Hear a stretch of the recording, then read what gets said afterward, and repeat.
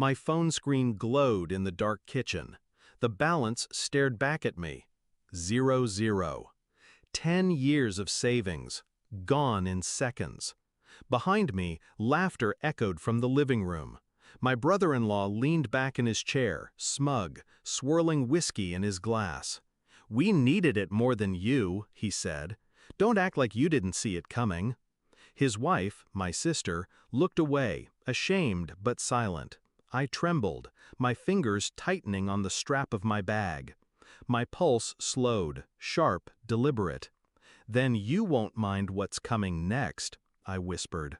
They laughed. But the laugh was cut short when a loud bang shook the house. The front door flew open, and everything shifted. I should have known it was coming. Family reunions had always been theater. My parents fawning over my sister, bragging about her mediocrity like it was brilliance. Me, the quiet one, the worker, the dependable background character.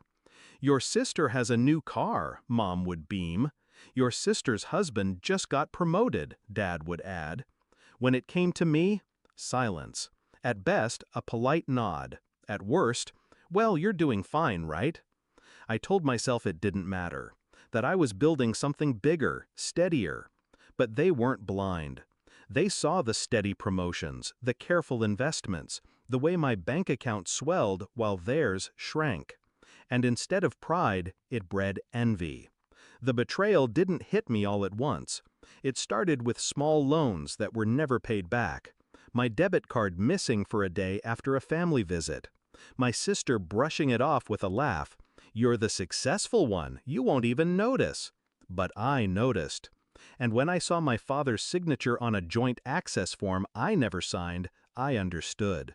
This wasn't an accident. It was coordinated. They drained me, my own family, and they expected me to swallow it. I didn't rage. I didn't beg. I planned. For months, I moved in silence. Every account rerouted, every asset transferred to trusts they couldn't touch. I set traps, legal ones, every transaction traced, every signature verified, enough evidence to bury them if I chose. And then I waited.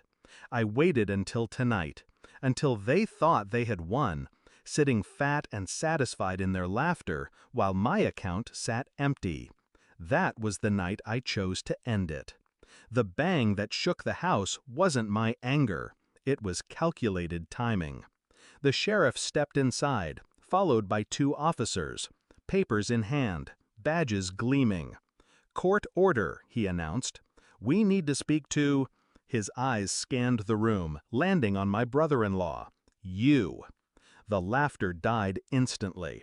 "What the hell is this?" my father snapped, standing. I stayed seated, my hands folded neatly on the table. "Identity theft, fraud, misappropriation of funds." My brother-in-law went pale. My sister's wineglass slipped from her hand, shattering across the floor. The sheriff dropped the file onto the table with a heavy thud. My statements, their signatures, bank records lined up like dominoes. Every piece of evidence tied neatly together. By me. They turned on me, wild-eyed. You did this?" my sister hissed. "No," I said softly. "You did this. I just made sure the right people knew." The officers cuffed my brother-in-law as he sputtered excuses. My parents shouted, demanding explanations.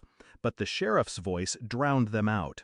"You're looking at felony charges. Federal time." The color drained from his face.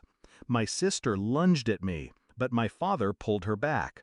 For the first time, the house was silent. They thought I was powerless. They thought I'd kneel. But I had spent years letting them underestimate me, smiling while they mocked, nodding while they stole.